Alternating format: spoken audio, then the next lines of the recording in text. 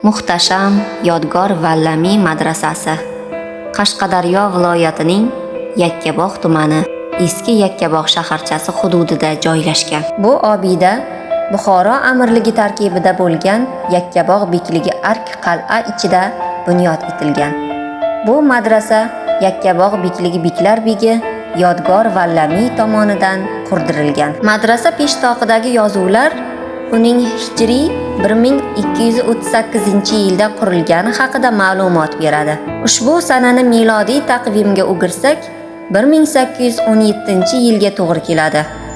Madrasaning devorlari naqshinkor bezaklari bilan ziynatlangan. Manbalarda yozilishicha, madrasa peshtoqidagi forscha yozuvni sharqshunos Shetlovov bu somon namoyandalarining baland ravoqiy toqilalardandir. Toza suv va keng havoli joyda ko'rkam qilib qurildi. Bu kabi imoratlar buxorolik malikalarning hammasida ham bo'lmagan. Alloh taoloning baxti va fazli ila bunyodga keldi. Tamomiy ixlos birla buni yodgorning imorati dedi deb tarjima qilgan. Bu inshootning beklik tarixidagi o'rni yetarli darajada targ'ib qilinmagan.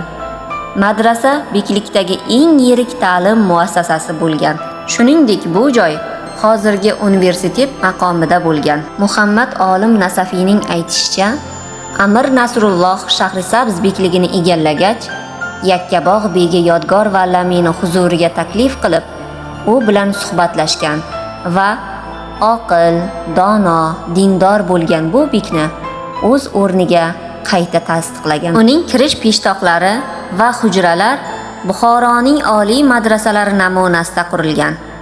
Madrasa 2 qavatdan iborat bo'lib, birinchi qavatida 23 ta, ikkinchi qavatida 22 ta, umumiy 45 ta hujradan tashkil topgan.